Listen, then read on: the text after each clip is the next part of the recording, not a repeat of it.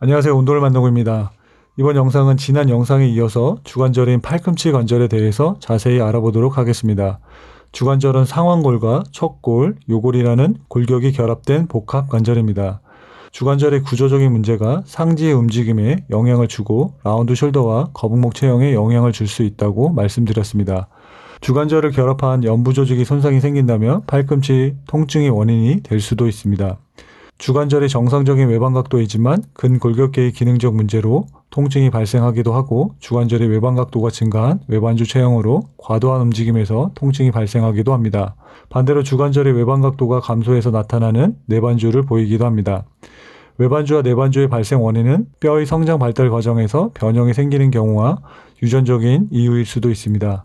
골격의 변형은 근골격계의 발달에도 영향을 줄 수 있음을 알고 자신의 체형에 맞는 기능적 움직임을 찾는 것이 중요합니다. 주관절의 움직임은 팔꿈치를 굽히는 동작으로 굴곡, 팔꿈치를 굽힌 상태에서 펴는 동작으로 신전, 팔꿈치를 굽힌 상태에서 손바닥이 바닥면을 향하는 동작을 회내, 똑같은 상태에서 손바닥면이 위를 향하는 움직임을 회외라고 하는 기능적 움직임을 만들어냅니다.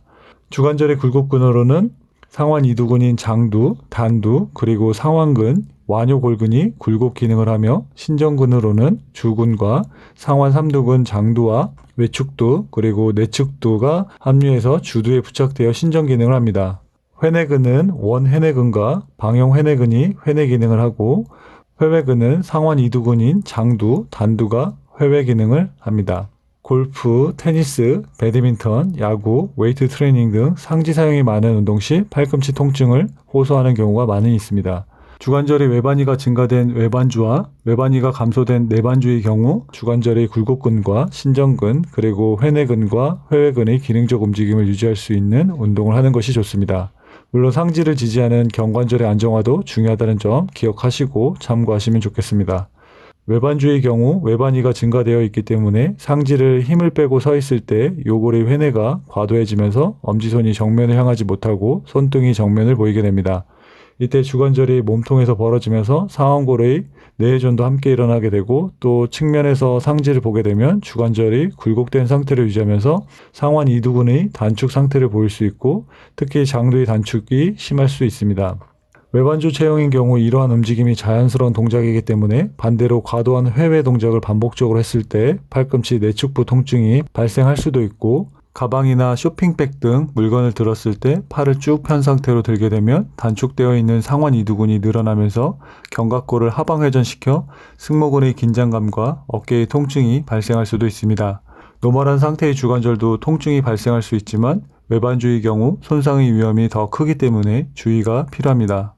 내반주의 경우 외반위가 감소되어 있기 때문에 상지에 힘을 빼고 서 있을 때 요골이 회외되려고 하며 엄지손이 정면을 향하지 못하고 손바닥면이 정면을 보이게 될 수도 있습니다.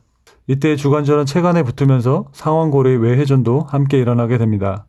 이러한 주관절의 구조적 문제는 경관절과 손목관절에도 영향을 줄 수 있어 자신의 구조적 문제를 인지하고 자신의 체형에 맞는 운동 방법을 찾아야 합니다. 비슷한 구조적 문제라도 똑같은 패턴의 문제를 갖지 않을 수도 있음을 꼭 기억하시길 바라며 자신의 신체 정렬을 바르게 알고 부상 예방과 기능 유지를 위한 움직임 수행 능력을 기르는 것이 중요합니다.